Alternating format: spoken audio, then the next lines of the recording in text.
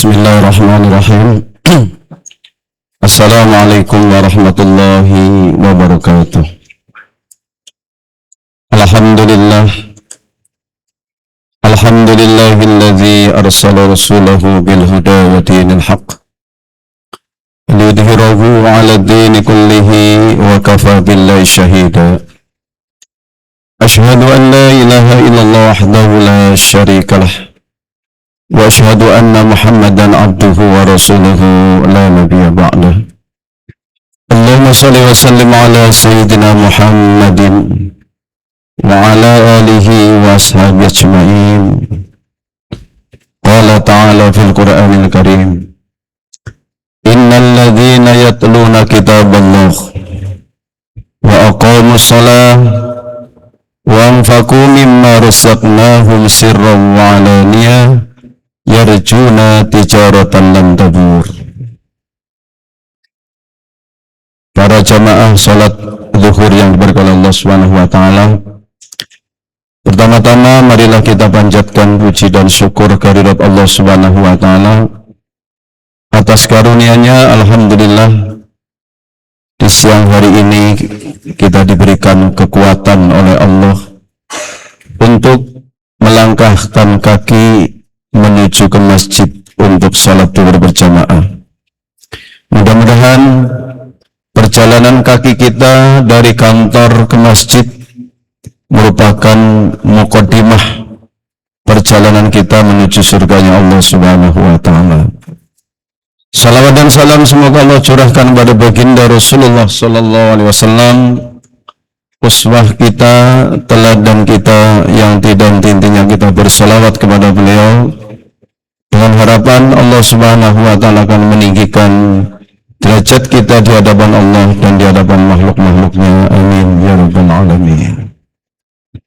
Di mukadimah tadi saya membacakan surat Fatir, surat ke-35, ayatnya ayat yang ke-29.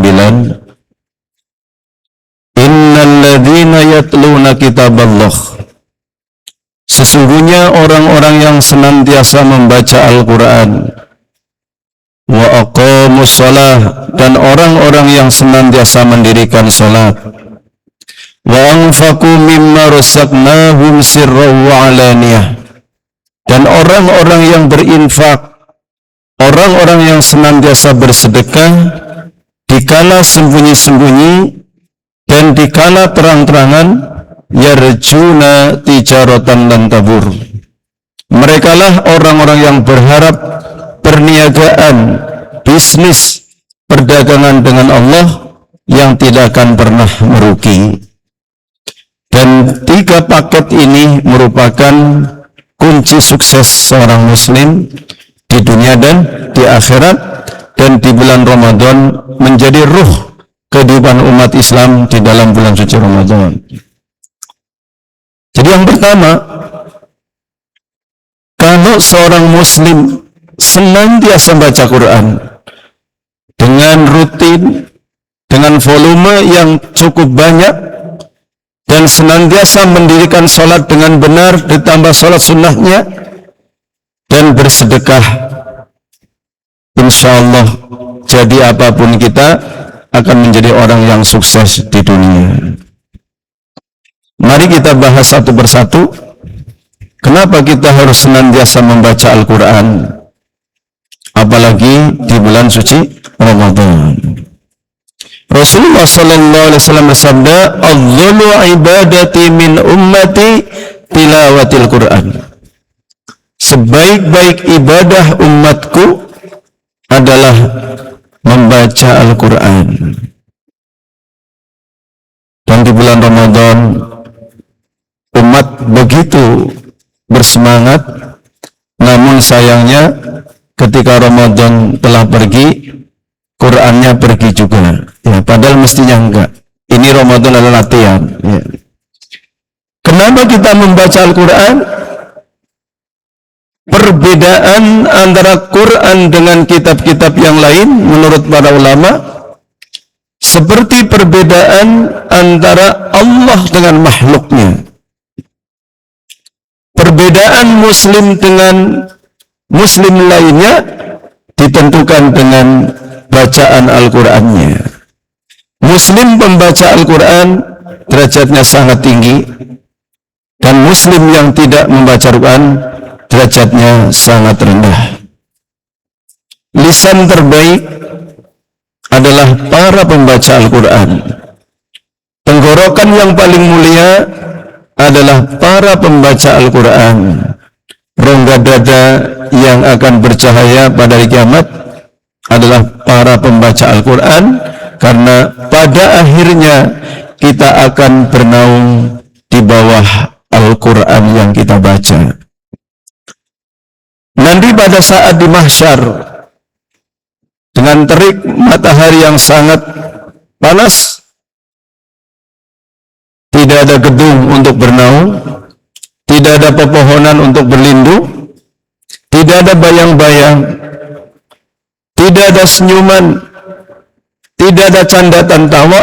Yang ada adalah hanya tangisan seorang hamba yang menyesali betapa rumitnya sidang di hadapan Allah Subhanahu wa taala.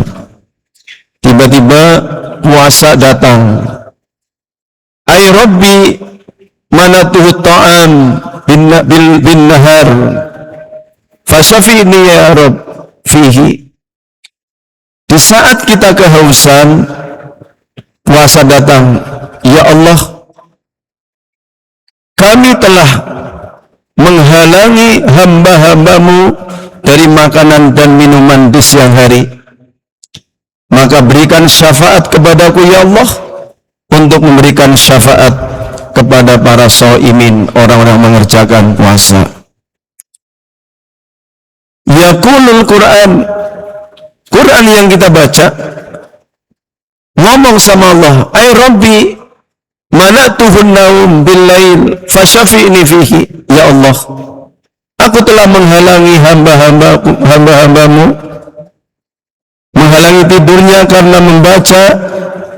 Ya Allah, berikan syafaat kepadaku untuk memberikan syafaat kepada para pembaca Al-Quran. Itu keistimewaan orang-orang yang membaca Al-Quran. Makanya puasa dan Al-Quran tidak bisa terpisahkan. Puasa, baca Al-Quran. Baca Al-Quran, ya puasa. Satu paket. Ya. Maka di dalam bulan Ramadan, mari kita bangkitkan bacaan Al-Quran kita. Rasulullah SAW ketika bertemu para sahabat, yang dipesankan Al-Quran. Ya Abu Dzar, alaika bitilawatil Quran. Wahai Abu Dzar, semestinya kalian membaca Quran setiap hari. Fa innahu nurun laka fil ardi. Karena bacaan Quran kalian akan menjadi cahaya di bumi. Wa zuhrun laka fis sama. Dan bacaan Quran kalian akan menjadi tabungan rekening abadi di langit. Artinya apa? Para pembaca Al-Quran hidupnya akan disinari oleh Allah Subhanahu wa taala di bumi. Kehidupannya, keluarganya, ekonominya, apapun permasalahannya pun akan Allah selesaikan kalau kita yakin bahwa Al-Quran adalah yang menjadikan cahaya bagi kehidupan kita. Dan kalau kita menjadikan Al-Quran sebagai ruh dalam kehidupan kita, tidak ada sehari pun melainkan lantunan Al-Quran. Itu pesan Nabi kita Muhammad Sallallahu Alaihi Wasallam. Rizki terbesar di bulan Ramadan adalah rizki gemar membaca Al-Quran. Jadi kalau kita di Ramadan malas baca Quran, artinya Ramadan ini Allah memisahkan diri kepada kita. Karena apa? Para pembaca Al-Quran sangat dekat dengan Allah Subhanahu wa taala. Dan orang-orang yang membaca Al-Quran terpisah dari Allah Subhanahu wa taala, terpisah dari rahmat Allah Subhanahu wa taala. Maka para ulama berpesan, bacalah Al-Quran sesibuk apapun kalian. Pesannya begitu. Bacalah Al-Quran sesibuk apapun kalian, maka Allah akan mencintai kalian. Ketika Allah mencintai kalian, Allah akan menjadi penglihatan kalian ketika kalian melihat. Allah akan menjadi pendengaran kalian ketika kalian mendengar. Allah akan menjadi tangan kalian ketika kalian bekerja. Allah akan menjadi kaki kalian ketika kalian melangkah. Artinya, para pembaca Al-Quran yang istiqomah, yang bacaannya banyak, yang keyakinannya dalam, maka kemanapun kaki melangkah di bumi, buminya akan mengeluarkan berkah. Kemanapun langit berteduh, langitnya akan memberikan rahmat. Maka nawwiru manasilakum bis-salat wa qiraatil Qur'an. Hiasilah rumah-rumah kalian, sinarilah rumah-rumah kalian dengan salat-salat sunnah dan membaca Al-Quran. Rumah yang di dalamnya dibacakan Al-Quran, rumahnya akan berubah menjadi surga. Atapnya menjadi rahmat Allah Subhanahu wa Ta'ala. Temboknya akan menjadi pantulan doa-doa yang mustajab. Pintunya yang keluar adalah anak-anak yang menyejukkan pandangan mata alias qurrata a'yun. Maka umat Islam harus menjadikan Al-Quran menjadi ruh kehidupannya. Tidak ada waktu melainkan kita ada untuk Al-Quran. Seperti itu. Itu konsep resep agar kita menjadi orang yang hidup dengan berniaga dengan Allah yang tidak akan pernah merugi. Al-Quran adalah hablullah, tali Allah. Ketika kita membaca Al-Quran, sesungguhnya kita telah mengikatkan diri kepada Allah dengan ikatan yang sangat kuat yang tidak akan pernah tersentuh oleh api neraka. Para pembaca Al-Quran adalah ahlullah, keluarga Allah Subhanahu wa Ta'ala, yang akan diutamakan di atas hamba-hamba yang lain. Maka ada kelompok manusia yang diangkat menjadi keluarga Allah. Siapa mereka? Para pembaca Al-Quran. Bicara pahalanya, tidak ada amal yang melebihi pahalanya Al-Quran. Man qara'a harfan min kitabillah, siapa yang membaca satu huruf dari Al-Quran. Coba bayangkan, kitab mana, buku mana yang ada jaminan satu hurufnya akan dihargai terpisah oleh Allah Subhanahu wa Ta'ala. Falahu hasanatun wal hasanatu bi asri amsalihha. Satu huruf Al-Quran ketika kita baca, Allah berikan pahala 10 pahala. Allah sangat memanjakan orang-orang yang membaca Al-Quran. Itu di luar Ramadan. Di bulan Ramadan Allah tingkatkan minimal 100 pahala. Maka yang hatam Al-Quran di bulan suci Ramadan, satu kali dari tenggorokannya yang paling mulia, dari lisannya yang paling baik, telah mengeluarkan 1.027.000 huruf Al-Quran. La aqulu alif lam mim harfun.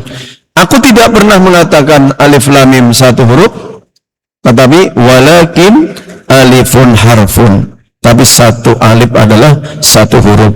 Maka para pembaca Al-Quran di bulan Ramadan yang hatam satu kali di bulan Ramadan minimal akan mendapatkan pahala 100.270.000 pahala. Dan itulah anak tangga yang Allah bangun untuk mengantar pembaca Al-Quran yang hatam satu kali di bulan suci Ramadan. Dan kalau ada orang Ramadan hatam satu kali, nanti di luar Ramadan akan hatam 4 bulan sekali. Makanya orang orang yang hatam Al-Quran di bulan Ramadan 3 kali, insya Allah di luar Ramadan akan hatam 1 kali. Dan orang yang hatam 10 kali di bulan Ramadan akan hatam 3 kali di luar bulan suci Ramadan. Imam Syafi'i ketika bulan Ramadan, Imam Syafi'i menghentikan kajian kitabnya, fokus membaca Al-Quran, dan dalam 1 bulan Ramadan Imam Syafi'i hatam 60 kali. Dan di luar Ramadan Imam Syafi'i 1 bulan hatam 15 kali. Betapa perhatiannya Imam Syafi'i terhadap Al-Quran. Maka Al-Quran ini diturunkan oleh Allah, dikawal oleh malaikat-malaikat yang terpilih, malaikat Jibril. Dipilih di bulan suci Ramadan dan dipilih malam yang namanya malam Lailatul Qadar. Semuanya yang dilewati Al-Quran menjadi istimewa. Malamnya menjadi malam Lailatul Qadar yang ketika kita beribadah setara dengan 1000 bulan, 83 tahun. Maka bagi hadirin yang belum hatam Al-Quran, kejar. Kalau hari ini baru 4, nampaknya nggak hatam, ya.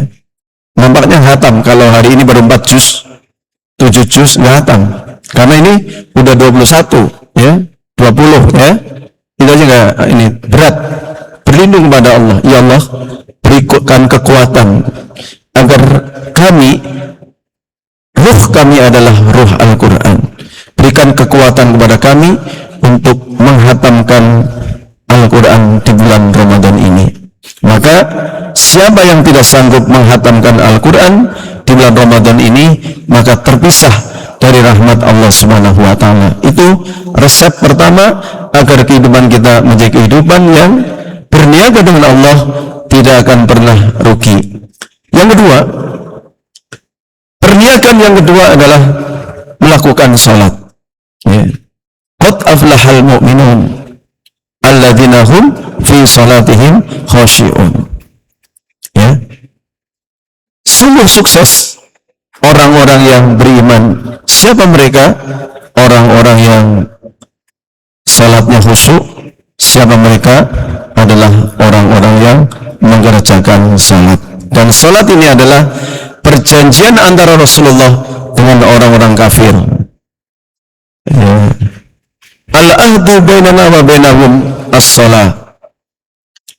Perjanjian antara kami dengan mereka adalah salat. Jadi salat ini menjadi sangat penting dalam kehidupan kita. Salat ini menjadi amal yang pertama dan terakhir, harus dipertahankan, ya. Mari kita lihat salat yang bagaimana yang menjadikan kita ini menjadi perniagaan yang tidak akan pernah merugi. Mari kita lihat salat kita. Yang pertama, upayakan salat 5 waktu berjamaah di masjid. Upayakan, ya. Minta kepada Allah agar senantiasa ditemukan dengan imam masjid mendapatkan takbiratul ihramnya imam, ya. Maka di bulan Ramadan ini kita upayakan 17 rakaat ini salat kita berjamaah. Karena apa? Laki-laki yang salat di kantornya padahal ada masjid, salat seorang laki-laki yang salat di rumahnya di bulan Ramadan pahalanya cuma 100. Kalau di luar Ramadan 10. Mana dalilnya? Man jaa bil hasanati falahu asyru amsalihha. Siapa yang melakukan kebaikan 1 kali termasuk salat, pahalanya 10.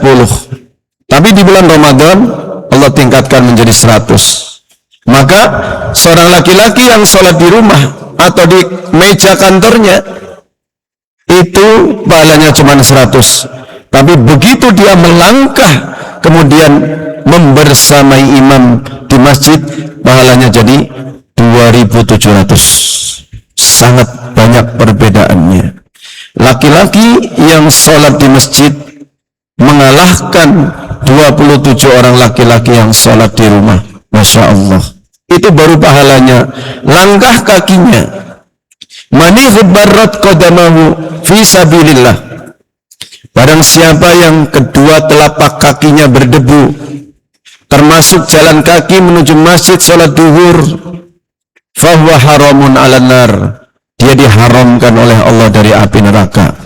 Selamat kepada bapak-bapak yang sudah continue istiqomah sholatnya di masjid, jasadnya diharamkan dari api neraka. Amin ya rabbal alamin. 17 rakaat. Sempurnakan dengan sholat sunnah rawatib 12 rakaat di bulan Ramadan. Jangan pernah meninggalkan sholat yang 12 rakaat, karena ini adalah rahmat Allah. Jadi kita masuk surga nggak bisa dengan amalan kita, nggak cukup, tapi dengan rahmat Allah Subhanahu Wa Taala, dan yang kedua dengan syafaat Allah Subhanahu Wa Taala. Man shalla fi yawmin wa lailatin isnata asyrata rakaatan. Siapa yang sholat sehari semalam 12 rakaat siwal maktubati, selain yang wajib, banallahu lahu baitan fil jannah, Allah bangunkan untuknya istana di surga. Masya Allah. Surga, Pak. Jadi 12 rakaat ini adalah jalan pintas menuju surga. 12 rakaat adalah karpet merah yang Allah pilih untuk ke surga bagi orang-orang yang melakukan salat 12 rakaat. Arba'an qabla dhuhri. Dapat nggak? 4 rakaat sebelum zuhur. Ustaz, saya dapatnya 2, nggak apa-apa. Makanya salat qabliyah zuhur bisa diganti, bisa dikodok setelah ba'diyah zuhur. Misalnya kita datang ke sini, imam udah selesai. Nah, kita udah biasa salat qabliyah zuhur 4 rakaat, bisa dikodok setelah ba'diyah zuhur.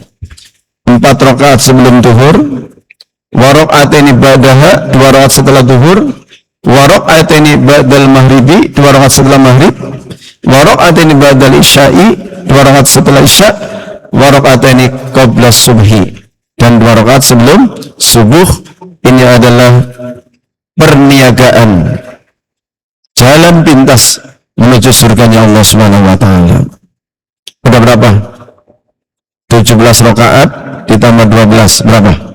29. Ternyata diam-diam kita nggak terasa, tapi kita sudah sholat 12 ditambah 17, 29 rakaat. Nah, di bulan Ramadan, kebetulan di Ramadan kita sholat taraweh 11 rakaat, ya. Jadi 40 rakaat. Dan bagaimana cara sholat taraweh? Jadi sholat taraweh yang benar adalah membersamai imam, bersama dengan imam.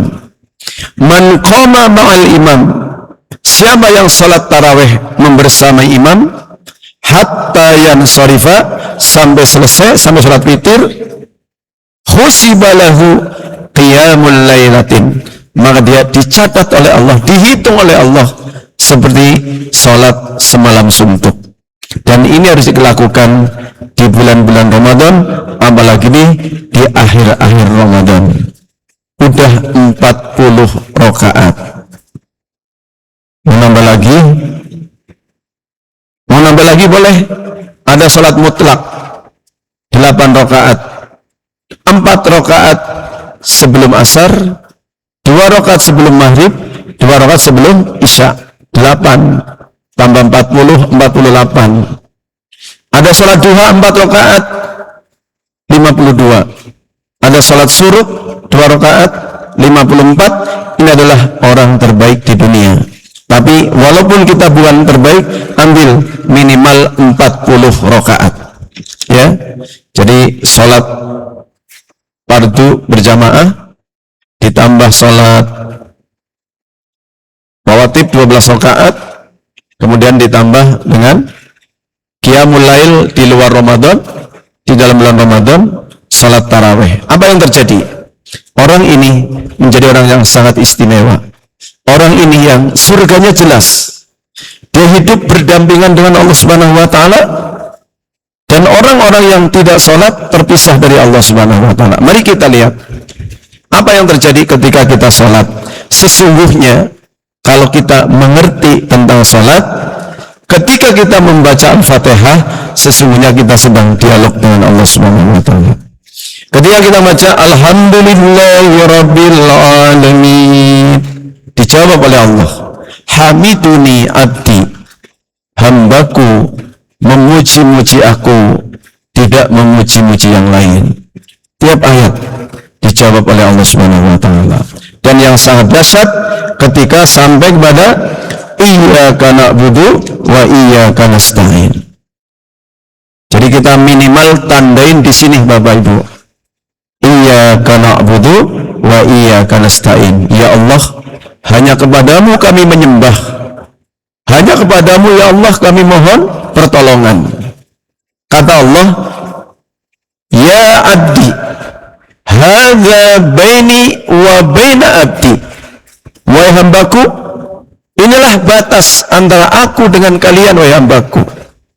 Kalian telah beribadah kepadaku, kalian telah berdoa kepadaku. Kewajibanku untuk mengabulkan seluruh permintaanmu.